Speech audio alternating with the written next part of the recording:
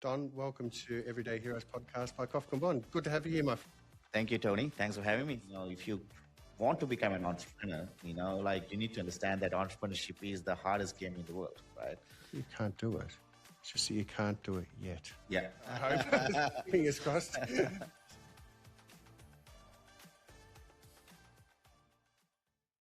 Don, welcome to Everyday Heroes podcast by Kofkin Bond. Good to have you here, my friend. Thank you, Tony. Thanks for having me. I think it's been about a year in the making now. Yeah, no, it's right. Yeah, going back and forth, right? Yeah, so we finally got here. I had to cancel last time. You had to cancel the time before. So Yes, yes, we've finally got here. So yes, thank you for yes. coming in today. No worries. Thanks for having me. Yeah, when you have, about 650 employees, I really appreciate you taking the time to come in and speak to us for about No, well, I think now it's everything's on systems and processes. So yeah, you get to do this more and share my experiences, inspire others if they in the process. So why not? I think one of the things that you've done, you've got takes your facilities business as an example, but basically you've got a business that employs 650 people, which is manually intensive. But at the same time, you've systemized the whole lot so that you can actually be the true entrepreneur and look at other opportunities that you see out there in the marketplace as well. Even things like, for example, Earthy Tabs. And I want to touch on that because, as you know, we do a lot in the ESG space as well, and on the charitable space, which I know is dear to your heart too. You got a cleaning business, and then you got Six Tyler, and then you got Earthy Tabs. Tell us about Earthy Tabs. So, Earthy Tabs, the biggest problem that I see as a commercial cleaning company owner is that every day we had to stack up bulky, heavy liquid cans that comes up in hard plastic. And I saw it from my own eyes, right? Like how many plastic cans that we throw up that ends up in bin, but actually ends up in landfill. Yeah. So seeing it by my own eyes, that I kind of looked at, opened my eyes into a whole different spectrum. And then the second thing was I tried to actually go and had a look at okay, how many plastic cans on average Clean Kings throw out on a roughly a year? That number, I had to do it manually. I had to ask from each partner from every state, look at the back of houses just to count how many cans that we throw out. And that number was around 55,000 cans per year. Wow. That number That's a lot of land. That's a lot of land area. And that's just your business. That's just us. Yes, and we're not like facility managers. Yeah, we are not like the largest one. We're just like a mid-sized one in the country, right? Yeah. So that number is what made me want to do something about it. When I went and looked at what are the alternatives, the alternatives are either expensive or they're inefficient. So like domestic cleaning, like they have tablets already, but then I sourced all the domestic cleaning tablets around the world, from Germany to Sweden to UK to US to here to everywhere. I couldn't find anything that is commercial grade and they're not efficient for the commercial use. Yeah. And I looked at how much of commercial use plastic cans in a year in Australia we throw out on a yearly basis. The number is around 90 million to 110 million between that. In the world, it's around 4 to 8 billion cans per year that ends up in landfill, which is not get recycled, which is thrown into our planet that we live in. Yes. So I kind of I didn't overlook that problem. And I knew that I had the knowledge to do something about it. I knew the industry. I knew that industry need a bit of a breakthrough. And we decided to do something about it. But I realized tablet is the way to go. So on that, is the tablet chemically better for the environment, not just because of the plastic, than say your normal detergents and chemicals that you would have to use to clean? Yeah. So the way that we looked at it is, Tony, we looked at it, the problem from a very different angle. Yeah. When I looked at the plastic problem, when I dig deep, I found out the problem is not only with plastic. There's so much of waste happening with liquid chemicals. When you're pouring, cleaners are over pouring, then space issues at the back of the house, right? CO2 emissions, because you're basically literally transporting water, right? Yeah. It's heavy transportation. It's a lot of water consumption to make liquid chemicals. There's so much of energy consumption. There's so much of issues. Not just the plastic is the issue. Yeah. Yeah. But Okay. then when I look at the practicality of these things, right? The reason why these domestic cleaning tablets are not efficient for the commercial grade is that because they're made just with inefficient chemicals that can't be used for for the commercial use. Like, like if I use like 100% environmentally friendly chemicals for the cleaning jobs, my cleaners won't be happy Yeah. because it's pretty literally just water, right? Yes. So I decided I met with a bit of an intersection. I chose to go and solve the problems that I just described instead of just worrying about like making the most 100% environmentally friendly tablet on there. Okay. So that was the decision that we took. Yeah. And the reason why is that our market is B2B. Yes. We are serving to businesses and commercial cleaning companies, and our distributors also selling it to resorts, like and all the other commercial and facility management companies in those regions. Does it help with some of the new rules that have come in? Obviously, we do a lot of funds management and Yep. work with ASX listed companies, etc. Does it help? A lot of these companies they have to now report their ESG status. Yes. So, is using a service like what you guys have through both your cleaning? So, I believe you would have to have an ESG accreditation. Well, if you want those type of clients, and I know you got some very large clients, you'd have to have that ESG accreditation. Or Yes.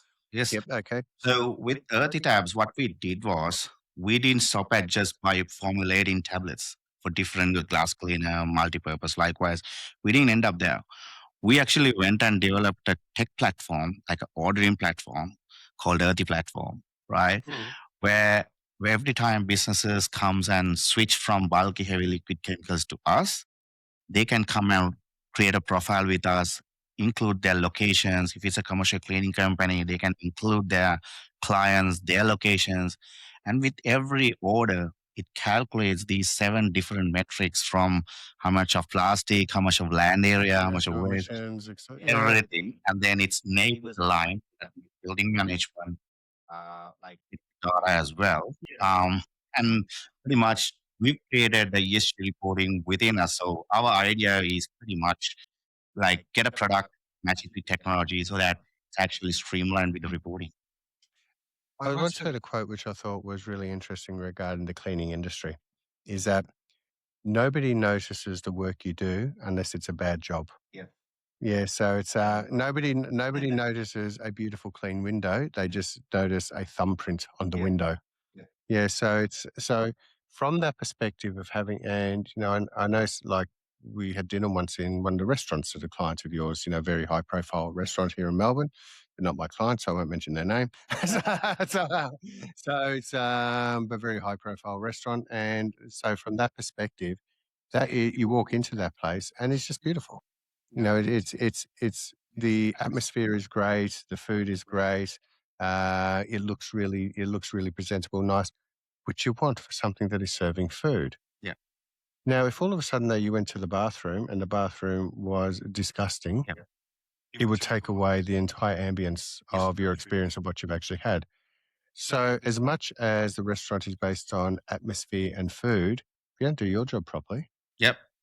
it could actually ruin everything that they're strived for. 100%. Yeah. Now I know you don't just clean toilets, Yes. but from that perspective, Yes. I think that's something that's yeah, 100%. Like, I mean, I think like totally agree. Like with hospitality industry, it's the biggest challenge that they have as well. yeah, Like you can clean the toilet in the morning, but then it gets used throughout the day. So obviously, cleaning company goes up to a certain extent, right? And then obviously nightclubs till stuff. 3 a.m. are not nice Exactly, toilets. exactly, right? So, It's the yeah, same drill, right? yeah, It's just that, and then also like with the budgets and everything as yeah, well. Like, I mean, at the moment, hospitality industry is very tight margins. yeah. Operators are struggling sometimes. Like they're just like closing a couple of days off during the week. The leaseholds are really the cost is going up and up.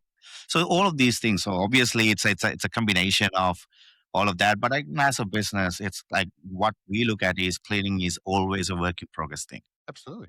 and Repeat it. it's repeated, Constantly repeat it. and Yeah. it's always like that. And what we do is that we have those small wins, and then we put like systems, processes in place to look at audit, get the feedback, Sometimes you might have seen like, there are like, feedback, like monitors installed in some venues where you can actually get patrons feedback about the cleanliness to, like toilet paper and consumable stacking, everything as Yeah. well.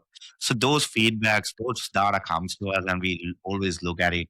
We always try to do like, I mean, if we see a bit of, red spots or red areas that we need to improve, that's where we focus. Yeah. No, I think is vitally important. As I said, just you can lose that ambience very quickly Yes. by something that just is just.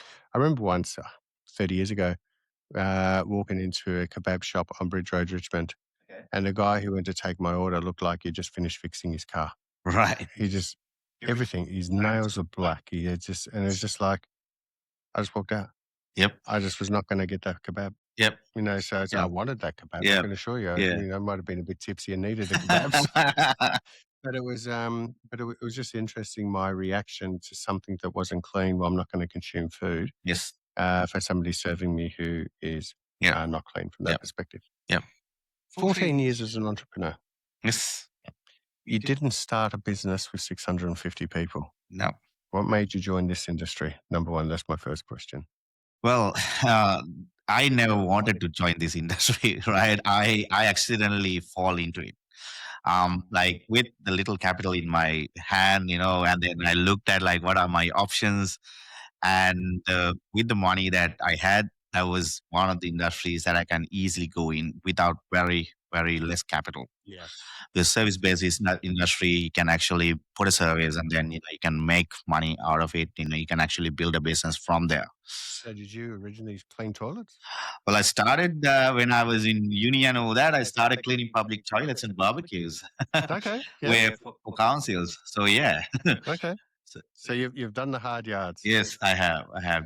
So how did the business then start to scale as it has?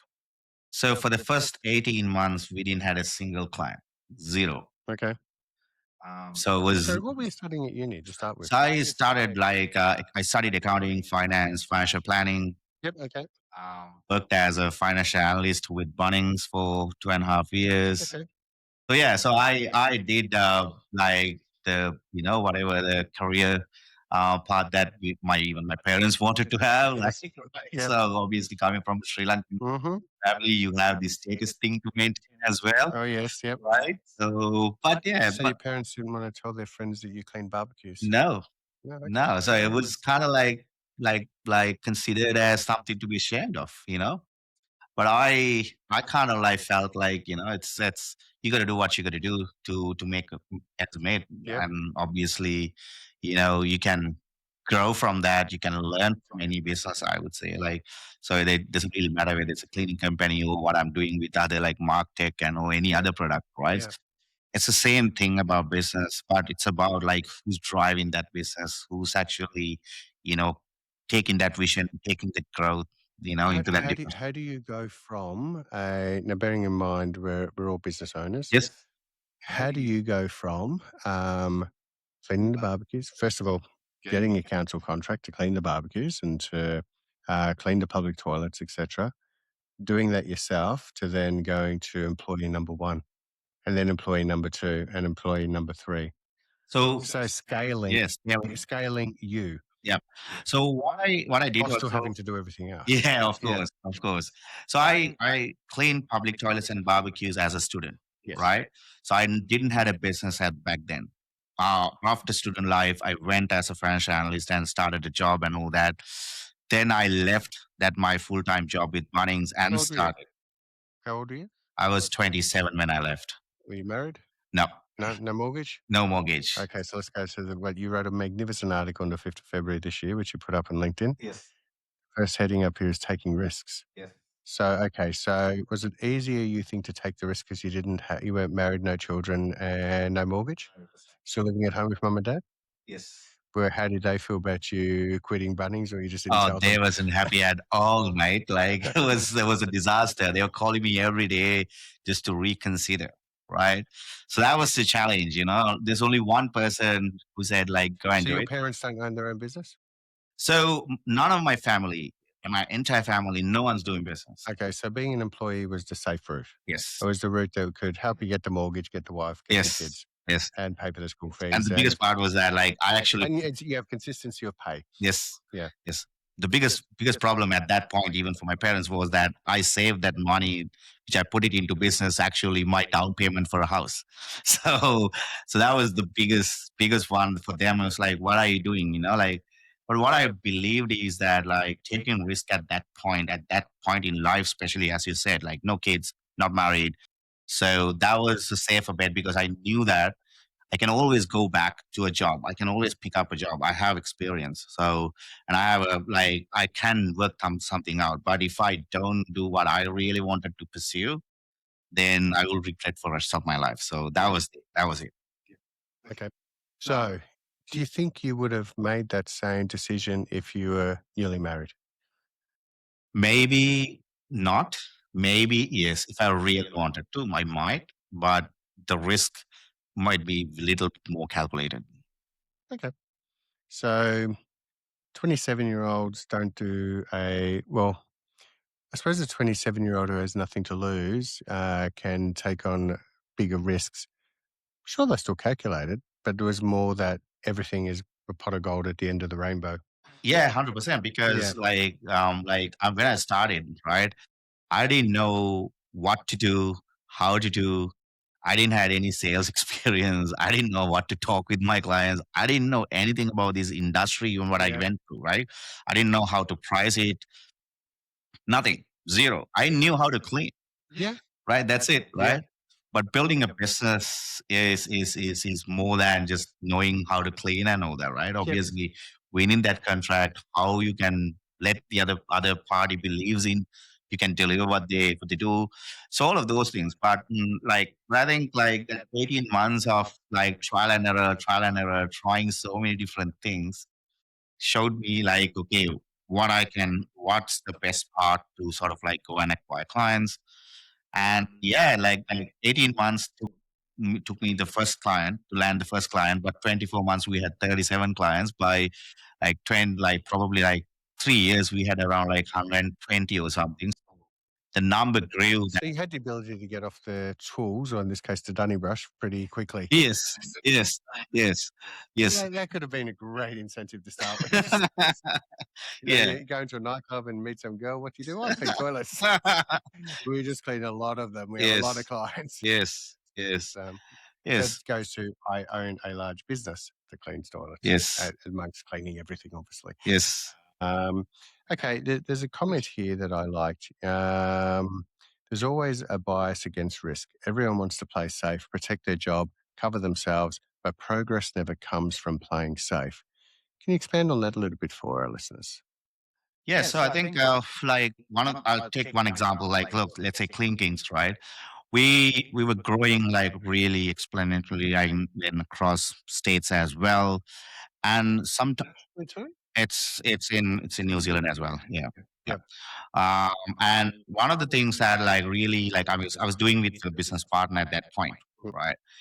And he's very risk averse, whereas I'm very much a risk taker. So when I was expanding into different states and all that, like he wanted to play safe where I was like, no, like if we gonna like conquer the suburbs, then go and let's conquer the town, let's conquer the state. That was my mindset, right? Yes. Yeah. So sometimes there's always a risk with that because you might burn the resources, you The might cash flow. cash Yeah. flows. It's a We balance. know it's not what we earn; it's what we get to keep. Exactly, right? So, yep. Then I knew like, okay, if I can capitalize on, different states and different like industries and all that, then I knew that like, okay, we have the potential to do it. But then I looked at some strategies, work around it. Like for an example, I went and looked at what are the new suburbs opening up in all these Okay. states. And then I knew like, okay, every new suburb should have a shopping center. Every new suburb should have a childcare center. Every new suburb should have a couple of medical centers, few hospitality venues. Well, okay, go and look at what are the new suburbs. Go and look at who are the providers who was planning to come to those states. Yeah. Acquire it. So I always had a bit of a plan, strategy at the back of it. Yeah. But it's just that like, the speed and the progress was the one that I need to sort of like balance out. Okay.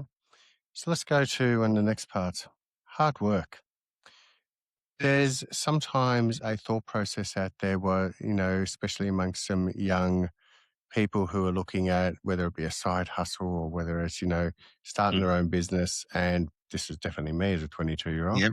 It's a case of, I want to be self employed because I want to just be able to do whatever I want whenever I want. Yep. And I think being self employed just meant that I worked double the hours for half the amount of money at first as if I was an employee. So it's because, you know, you're earning a dollar, but to run the business is costing 80 cents before you get paid.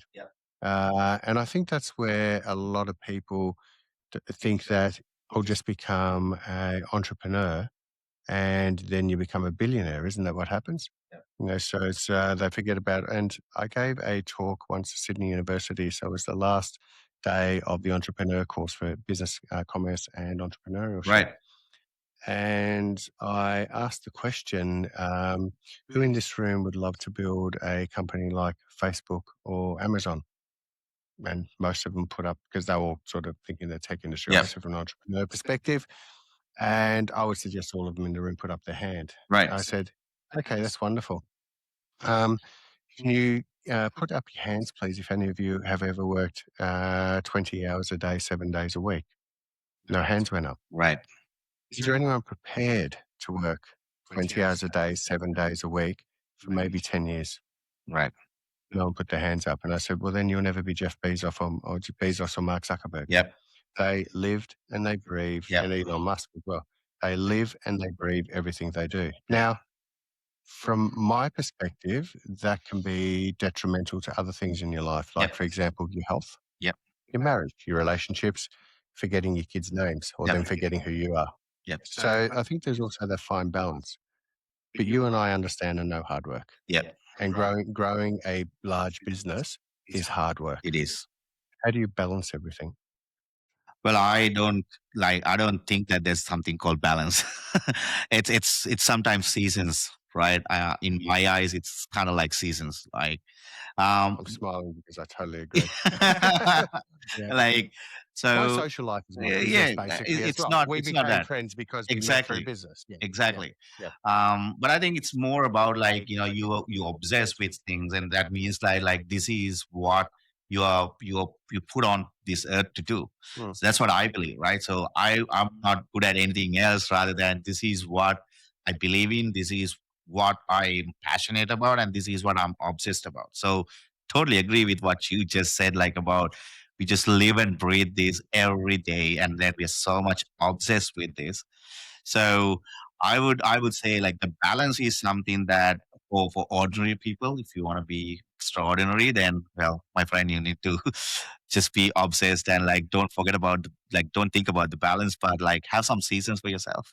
It's interesting. I suppose, on the 14th of February, I'll be 34 years in this industry. So I've got a bit of maturity in this Yes. industry as well. And, I've gone through a lot of pain and a lot of wonderful times as well.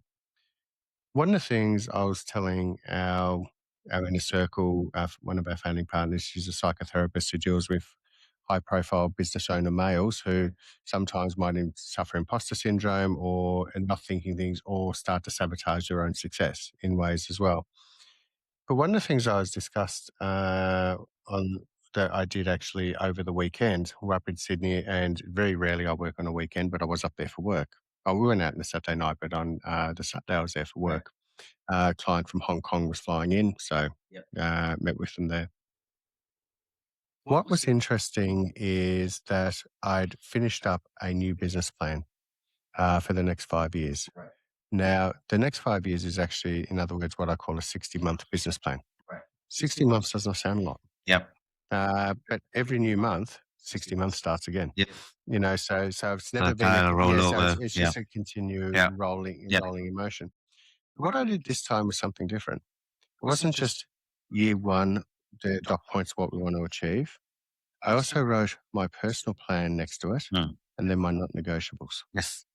So, which is something that historically I wouldn't have done. It's like, if I'm working 20 hours a day, I'm working 20 hours a day. Bad luck, So it's but I think this time it's not so much about balance, it's about not negotiables. I wake up at 5 every morning. I will work out every day. Yes. It's in my garage to save Yes. time, and I've got a great gym set up in my Yep. garage, which actually helps save time. Yep. I've now engaged somebody to help me with my food intake because that was the problem. Yep. I just loved food and loved Yep. too much of it, and Yep. if I was stressed, I really loved the wrong food. Oh, that's everyone's story. Yeah, that's right. So it's, the amount of chocolate that comes from a Yeah. stressful day, Yeah. then Yeah. every day will Becomes be a sweet tooth. stressful day because I love chocolate. Yes. It's, but I think though, when doing things I did differently this time is wrote the not negotiables. So in other words, if Tuesday night is family dinner night, it is family dinner night. Yeah. Nothing goes in there, Yeah. at all. If a not negotiable is to have a date once a week with my partner, that's not non-negotiable. It's every Thursday night the two of us will go Yep. out together on a date Yep. that don't include children. Yep. That's a not negotiable. So Yep. it's actually has to be specific. Yep. And I think so a not negotiable is I shall work out every morning. A not negotiable is my calorie intake. Yes. Now, so, but these do not take away from hard work. Yep. It actually provides me with more energy to actually do more work and something to look forward to. Because Yep. I've always found that if we don't have something to look forward to, Yep. so last week I booked my trip. So I'm over in London for work Right. at the end of May. So I'll be there for 6 days. And I also booked my trip to Morocco. Oh, good on And you. and then on the way back to Dubai as well because I want my golden visa. Yeah. So it's Why not? yeah, so from that perspective, that's now the not negotiable. Yep. When I'm away, I won't work. Yeah. So it's actually I was away last year. I went to Holland and Berlin. Right. So I like to go to places I haven't been to before now. Yes. Sometimes, like I've been to Germany heaps of times, but I've never been to Berlin. Yeah. So the not negotiable I didn't realize that the office got in here was you do not answer any of Tony's emails if he Yeah. sends you an email. Yep. So I only found that out afterwards. I said, why isn't people? What? So it's Yep. because the not negotiable in here is he has to learn to take a holiday. Yep. Yep. So, Nah, but totally. guess what? The Yeah. process just runs smoother when I'm away anyway. Yeah, yeah. Like I mean, so with what I do in terms of those ones is like I have this like time boxing and like sort of like take the blocks away from your day. Like Yes. same with like my non-negotiable. Like Yep. I swim every day, Mhm. Monday to Friday. Weekends, I'm kind of like a little bit sleepy. Yeah. But I then do allow myself to knock it up a 5 on a Saturday or Sunday. yeah. So and then obviously do a bit of meditation. That's kind of like I've been doing that for the past 7 years. Yeah. Really helped me to sort of like focus, balance a little bit, do my journaling, like read bit of short books like on my app, like Headway app and all that. So that's kind of like knowledge gathering and obviously, sharpening my skill sets and all that. Then I also like, take a bit of time off traveling, go and have a nice meal somewhere. Then, like maybe have a bit of a dinner date with my partner, like all of that. That is part of that. The balance is about like, okay, like proportionately throughout your like week, let's say it's 168 hours or something. Out of that, what's the balance? That's how the balance kind of like worked out, right? That's right. So that's where sometimes it's kind of like off, but the non-negotiable and those ones never compromise those ones because Correct. that's what keeps you going. That's what gives you the energy. That's right. That's what keeps the spark. You know? Something to look forward to. Yes. Yeah, it is actually just something to look Have you forward heard to. that Oscar with Matthew McMurray's speech? So he talks about like someone to look up to, someone to chase to, someone to look forward to. Likewise, so space pretty much it's similar concept. It's about like these little things in life is about like it's looking forward for things. Yeah.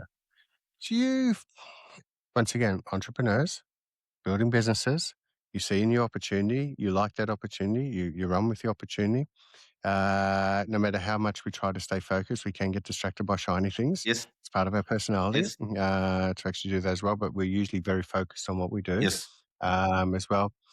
Do you find some people would call it daydreaming? We call it in our minds planning for the future. And Yeah. I have a saying, whatever you vividly imagine, ardently desire, and enthusiastically act upon must inevitably come to pass. Yes. So it's people could say, "Oh no, you're a daydreamer." Yeah. And it's just like, well, no, because A dream is a dream written down and taken action is a goal pursued is inevitable outcome. Yes, spot on.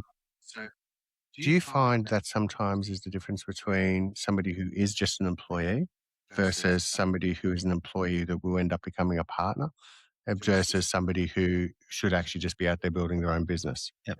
Yep. Definitely. I think when it comes to like daydreaming and like everyone, a lot of It's people, vision, isn't it is it? right. What I personally do now is that there's tons of ideas comes into my head, and I've kind of like learned to say no to a lot of things, lot of like, because what I realize is that most of these things comes to my head, and like I want to like pursue all. I'm not gonna do like whatever on hand at the moment really well. At the same time, like Well, it might end up taking away time from your not negotiables, which is not negotiable, so it takes times away from the thing that earns you money. exactly, So, exactly. which then ruins the not negotiables Yes, because you got less money. yes, and Yeah. then all of these happen sometimes, like your fear of missing out, right? Yes. And I've learned to say no now to a lot of things, like in my daydreaming and obviously my planning and all that. But if I really see something that I can connect with my existing business, or I can like, I've clearly written down like 6 silo what are my areas that I'm really going to focus, and I'm Yep. very very focused onto those areas, and really like, even like now, let's say if someone is employer, like employee want to become like like their own business and all that, what they really need to do is look at, are you really passionate about what you're trying to do, or you're doing this just because you feel like like you have this fear of missing out. That's right. Yeah, so if you answer that questions, and then Mm, if you really, the answer is still yes, maybe yes, that's something that you need to pursue. absolutely it is. Let's talk about leadership. The path to becoming a true leader isn't just through finance or marketing. It's through building, through solving, through rolling up your sleeves. People work harder when they understand the why. Give them clarity, and then they'll bring energy. Can you go into a little bit more depth on that for me? Yeah, so the way that we look at, I mean, the way that I lead Six Silo and my teams is, I show them that why we do what we do, and every time like we hire a strategic hire, we tell them that this is the company that you're joining. We're not just like, let's say, clean kings. Okay, someone can look at like that as a traditional cleaning company, but we're not. We create opportunities for 650 people. That's how I look at it, right? And that's how I tell to someone else as well who's coming on board, right? Yep. So that clarity, I simplify that to the dot. And when I lead, every person in my team knows that we make a difference, we make an impact, and my role is contributed towards that. Yes. So that gives me more hands-on experience, like with the people, and then obviously build that relationships with them. Also look at like I'm ex- assuming you also, though, you entrust other people to also be leaders within the business. yes, I always build that next project in my business. I Yeah. always try to empower them, because when I build and when I build that layer of like next leaders Mm. within Six Dialogue, I know that our vision can be go beyond just me and the current team. It can Yeah. go to the next levels. Yeah. No, without doubt. Personal growth. Personal growth can be so many things. It's these Instagram influencers who really haven't done anything their whole life, so except look good. But it's one of my colleagues in our inner circle, Future Proof, is a gentleman by the name of Peter Turin. Now, Peter is one of the best paid and most renowned speakers in Australia, and he's got clients like IBM, McDonald's, etc. Right. One of the things that really goats Peter is people who turn around and want to be business coaches that have never actually owned a business, Right. or they're the gurus that they want to be on stage to tell people how to do this, to achieve this, to achieve this, to Yes. achieve this, but never actually gone and done it themselves, but might be great presenters. Now, Peter very successfully founded, bought, sold 3 pharmacies before the big chains came out, and very, very financially successful Right. before he started doing this at the age of, Yep. I think, 48. So basically, he'd retired at 48. Yep. Beautiful house out in Turak, and so he's done very, very well for himself. Yeah, you got to keep him away from Red Bull and Red Cordial. I tell you, he's got so much energy for a 72-year Right. old. His energy is through the roof. Right. So personal growth is so many different things for other people. Another thing, speak about podcasts, reading, Mm. quotes and sayings. I just told you one of my Yes. quotes that I live by, but it's not my quote. It's actually Paul J. Right. Myers' quote. From that perspective, though, personal growth can mean so many things to different people. Yep. Yeah, I'm going to ask you from a couple of perspectives. What's personal growth for you personally? Hmm. What's personal growth for the business? Yep. And how is that going to affect you? And how do you help your team with their own personal growth and vision as well? Because yes, we can swim every morning or lift weights or have ice baths or vision, Yep. do journaling, which is vision, Yep. all wonderful things that work for me, meditation as well, breathworks. Yep. These are things that work for us as individuals. But there might be other individuals out there at the moment who are saying, well, how does Tony do this? Well, I do this because I'm in this state of mind because I do this, this, and Yes. this. Or how do you achieve this in business, Don? Well, that's been done because I have this state of mind that I can do this and that I have this goal, this vision that I'm working towards, although I don't let it interfere with my not negotiables. Yep. So I'm going to throw that question back to you on those three levels for Right. personal growth. So on my personal level, personal growth for me is that like, how can I be a better person mentally, physically, and emotionally than yesterday? That's my take on it, right? So if I can be better at all those three levels with the things that I do to make myself sanity, then yes, that's my way of looking at my personal growth. Then obviously when my personal growth is intact with those three elements, I think that my leadership would help the business to go into that level of growth, that level of clarity, that level of operational wise Clarity excellence. is a very important word, isn't it? Very important. A lot of people don't realize how Yes. important that word is when utilized properly. Yes. Like clarity on every level, right? Yeah. Clarity on where we're going, Relationship, health, relationships, business, everything, everything. everything. Right? How I like look at my employees and my co-founders and my other partners and collaborators, how their personal growth is that I share my personal growth tactics as well as how it helps us to do what we do and how we do it. Then also I always like, do those brainstorms and like, be there, that person where my even my co-founder sometimes comes and asks, hey, like what meditation stuff that you're doing right now. Like, so I am just being there, this as that like person next to them so that they want to help, they want any advice, anything that they want to talk about. I'm there for them. And obviously I look at like all the time. I have that chat with them as well, just to make sure that, everyone's working on themselves. Everyone's trying to good, like grow themselves better than themselves yesterday. It's interesting, isn't it, how you get a lot of people out there in the community who do nothing but complain, protest, kick things in, break things because they have never considered themselves or who they are or what their personal growth is and things like that. But it's just a case of, well, Don, you're very successful. So I don't care how hard you worked. I want what you've built. Let's tax Don more. Let's tax, Tony more because I just want what you have and it's not fair that you have it. Yeah. So, but they have no ambition for their own personal growth, Yes. but they want to sit back, do nothing and take. Yes.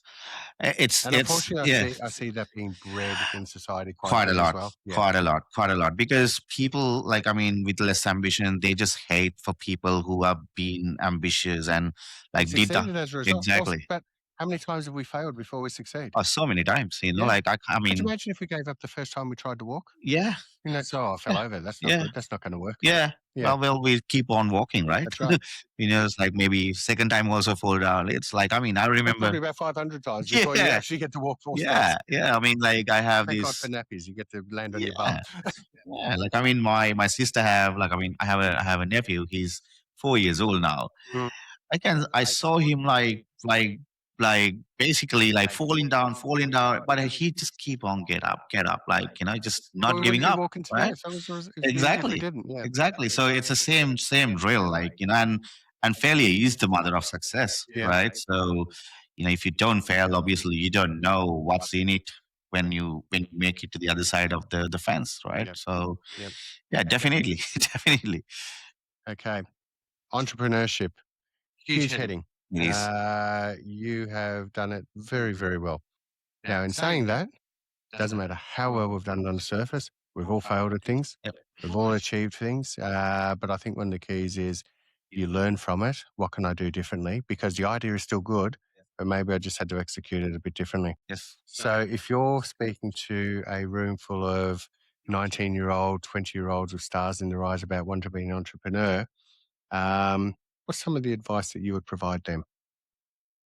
So one of the things that I learned like later in entrepreneurship is that who you do work with, like who you do your business with the right people is most of the time it's part of the success or the failure.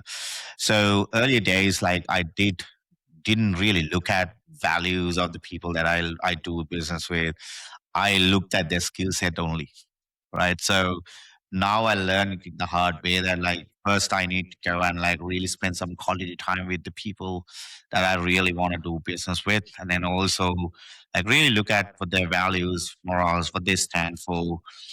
Then second I can look at their skill set, because if the person is good, if their values are good, if their morals are good, if they stand for is good, then obviously you can do some good to with what you do. That's number one. Yeah.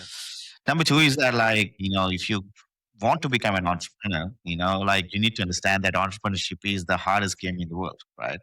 So if hard is scaring you, then maybe this is not something for you. So Yeah. that's the other thing, Yeah. right? Yeah.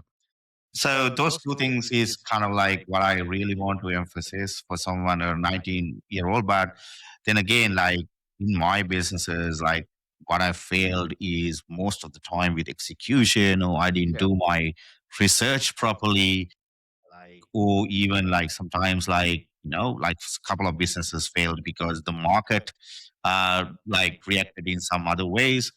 But the lesson there is that like if you're failing, just fail fast and move on. Yes. Right? Exactly So right. that was the lesson. I remember once saying to my son, I got it out of the movie Blindside. Sandra Bullock's Yeah, character yeah. stated it, and it was just like, Such a great movie. it was actually, well, yeah, it was actually Kathy Bates' character Yeah, there.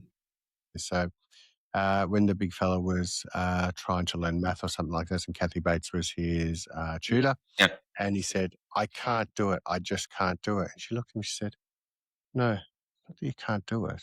It's just that you can't do it yet. yeah, yeah, Let's go through it again. yeah, Let's go through it again. That's patience. yeah, And as a parent, sometimes I didn't have that amount of yeah, patience. So yeah. it's, Yeah. with my work team, I'd like to think I have that type of patience. So I hope, fingers crossed. She nodded affirmatively. So it's, but I think though that's one of the things about entrepreneurship as well. It's let's say you have a job and your job is working in the call center. Yep, They all run off statistics. yep, They know that you're going to ring, statistically based on what you do, yep, that you're going to ring 24 people before somebody decides, yes, they want to talk to you. yes, Or you're going to, so it's all data driven, it's all statistically driven. It's the same with entrepreneurship. yes, Every single person I've spoken to over 34 years to be a client, not all of them have said yes, to their detriment, of course. yeah. Oh, well, part of life, right? That's right, but that's what life is about. Yeah, I've had clients leave. yeah. That's what life is about. I'm sure you've had Oh, clients leave too, same. and sometimes it's a case of why. Yeah, I'm not too sure why. yeah, But I think also to entrepreneurship, and I mentioned this to one of the young kids, was speaking about networking. yeah. And we met by being part of a group together, Yes, and we met over dinner, yeah, and we hit it off, yeah, so it's, but one of the things was he said, "No, I just don't like going to these things and meeting new people." And he said, "I'm gonna build a product which will revolutionize the world and and, I'll have backers and things like that. And I said, how? Mm. Yes. Well, he said, no, no, no, no. You can talk to me coding until you're blue in the face. I wouldn't have a clue what you're talking about. Yeah. Um, how are you going to revolutionize the world? Yep. He said, well, I'm going to build this product. The product, right? No one will know about it Yep. because you can build it in your living room, but if no one knows about it, Yes. so if you're not willing to go out and tell the world about it, because no one's going to back you, because no Yeah. one will know you exist. Yeah. Like You can have the great. I did say being an entrepreneur is not like a movie Field of Dreams. Great movie with Kevin Costner. It's not build it and they shall come. Build it, tell the world about it, yes. and maybe they'll Yeah. come. So and I think that's one of the fears I have for the younger generation is they have been brought up in a world of social media, Mm. or even meeting someone, it's swipe right or Yeah. swipe left and things like that. And I think that from that perspective, you lose the art of communication, something Mm. how you and I met, Mm. chatted over dinner. Yeah. So it's this case of though, if you've got that where and social media used right is wonderful. I mean, LinkedIn is wonderful. Yeah, absolutely wonderful. But in saying that as well, though, if you're going to have the fear of picking up the phone or telling somebody, here's what I have, or working with other people, or you and I in completely different industries, but we still know each other's pain. Yes. But we also still know each other's success Yes. because we've been through it. Might be different industries, but we've Yes. been through it all. So I think that's one of the real things that I see on the young people for entrepreneurship Yeah. is understand, go and speak to Don. Yeah. Go and understand that it's not all roses because even a beautiful rose has thorns that prick your fingers. Yes. You know, Yes. so No, it's, I can relate. yeah, Yeah. that's right. But it is a wonderful, wonderful world, and it's interesting how you said to your parents, "This is what I'm doing." Wouldn't have been easy culturally. It wouldn't have been easy Oh, for you, yeah. but they've got to be proud of their son Oh, today. look, now when you look back, yes, definitely, You definitely. are you are. I could just imagine your dad saying, "You're far braver than me, son." Yeah. Yeah. Now look, like, I mean, it could go both ways as well, right? I Absolutely. mean, it could have gone the other way as well. Told you so. I told you so, right? Did that to my So, sons a couple of times. Yeah. so that could have happened as well. Yeah, just to add for what you just said about like, product and yeah, if no one knows about your product, right? So one of the sayings in Six Silo, which we adopted it from obviously from out there is, product is the king, but distribution is the god, Absolutely. right?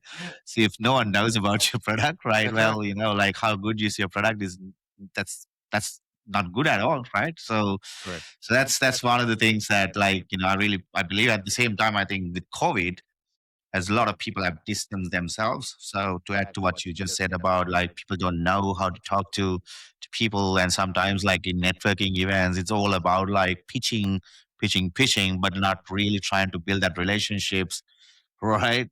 I was talking to my partner about it that I got invited to and invited, and it's just like, "Oh, I'm just gonna go just to get them off my back." Yeah. And it's this guy puts on these sort of big luxurious dinners, things like that. It's not Common Sense, which Matthew Murray's group, Yeah. which so Matthew does a really good group. It was a different one. So I finally said yes to attend. Right. Yeah, I'm a pretty private person. Yes. I get to know you and we get along well, and that's great. But I went to this event and it was the sleaziest networking thing I'd ever been to in my life. To the point where, I shook someone's hand and had to check if I still had my ring on. Right. So it's, Right. and halfway through the entree, I had to make an excuse and leave. And basically, I just felt dirty. It was like I had to go home and wash. Yeah. Yeah. And basically, this gent wanted, because as you know, I know a lot of people. Yes. He basically wanted to put a photo of me at his event on social media to be able to attract more people. Right. Right.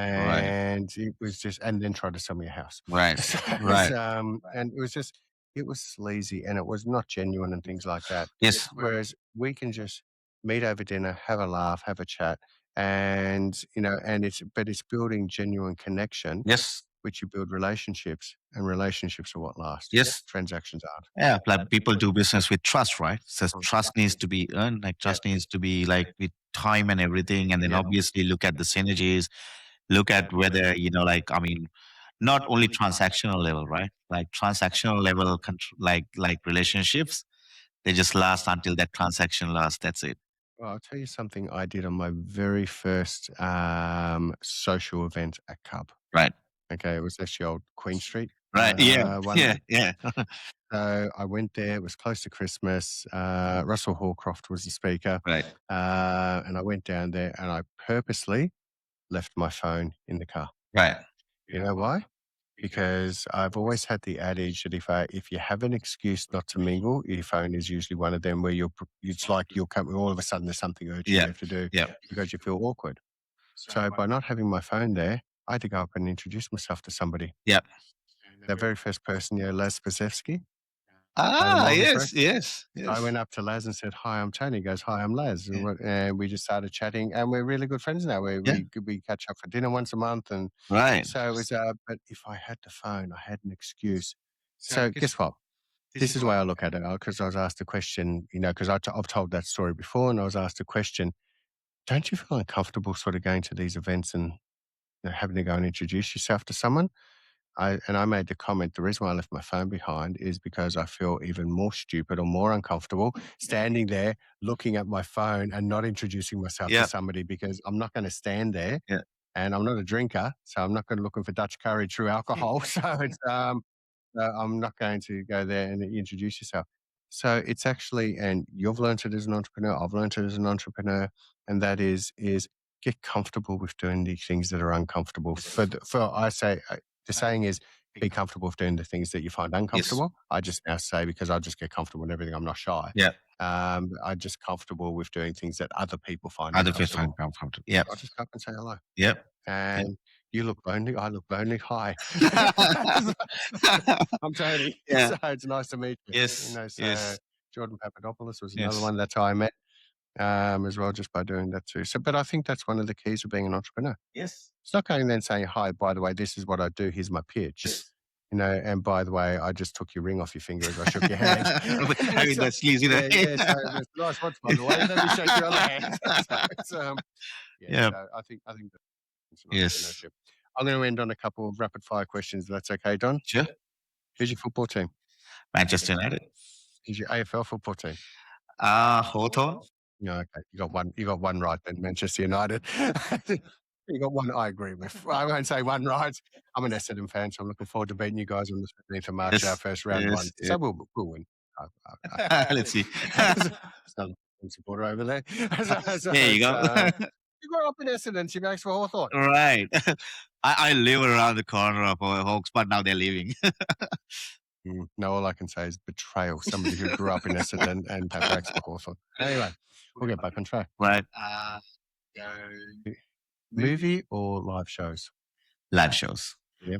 It's the most recent live show you've seen, or one of your favorite ones that you've seen recently. Recently I went to see Boris Bacheta in with a Okay, yeah. is that up in Sydney? No, it's in here, just in Melbourne. Oh, because I Yeah, saw you played up in Sydney. yeah. He played in Sydney too. Yes. Yeah, Yeah, yeah, okay. yeah, Yes, yeah. I saw a Pretty Woman up in Sydney on the weekend. Right, Really good.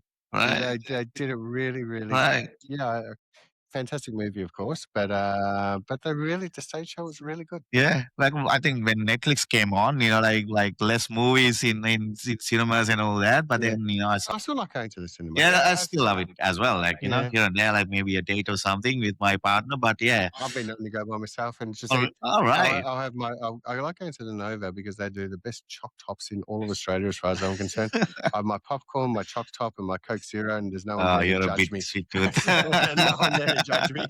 So if I don't tell anyone, it never happened. So it's okay. Yeah. So who is your favourite cricket player? From my All time favourite cricket player. from my school, Mail Javadan. So Okay. he's probably like what 7 years, 8 years older than me. Mhm. But yeah, I know him You went to personally. school with him? Went to school with him, and I know him personally. So yeah, Yeah, cool. Okay, I'll pay that one.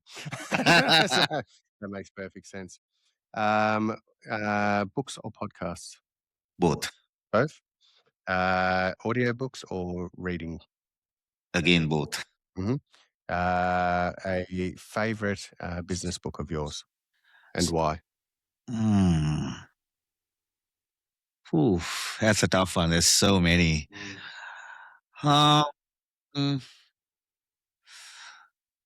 Well, I really love Peter Thiel's, He's amazing. yeah. Yeah. So his books are like, I mean, yeah, Amazing story of failure, amazing but not story. giving up as well. Yeah. Yeah, but then again, the subtle love, not giving. Yeah, that's good as well. So yeah, We don't edit, so say it. Come on, the subtle art of not giving a. Don't worry, we had someone in the podcast will come out 2 weeks before you. He swears like a trooper, right, okay, and there's no editing there, so that's all fine. I actually haven't read the book, but my son read it and he loved it. yeah, And he's my oldest, and he's not a great reader, but he wouldn't put it down. So he actually really loved that. right. Very successful in life too. He is a young fella.